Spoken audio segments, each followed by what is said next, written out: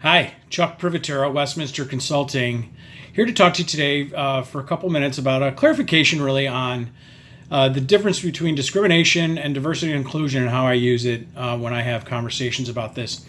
And the reason I feel the need to have this conversation is it's come up. There's been some confusion when I've talked to different plan sponsors about our focus on diversity and inclusion issues.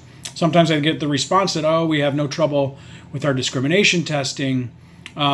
So just to be clear, discrimination testing is our tests, a series of tests that the government requires companies to perform on their retirement plan. So you have to run a series of calculations to make sure that your plan doesn't discriminate against non-highly compensated employees, and that number is set by a government income threshold.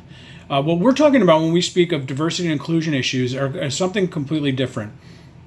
So many studies show that people of color, so Latinos, African Americans, single working women, and folks in the LGBTQ plus community are not saving at the levels of straight, white, and Asian folks. So some of those issues are kind of easy to address, and that could be communication, engagement issues that are common in many workplaces around all benefits. And then some not so easy, like the fact that it's more likely that Latino or African Americans are more heavily burdened with student loan debt, and so trying to uncover some of the not so obvious headwinds that face them. So I just wanted to spend that time today that when I speak of diversity and inclusion issues, they are directly related to non-straight whites or Asians that are saving less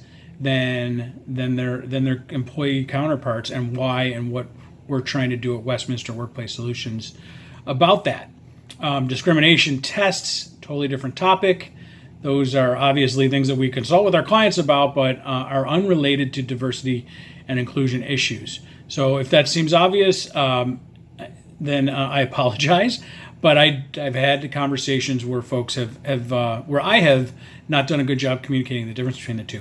So that's my 2 minutes or 2.5 minutes for today. Have a lovely rest of your week.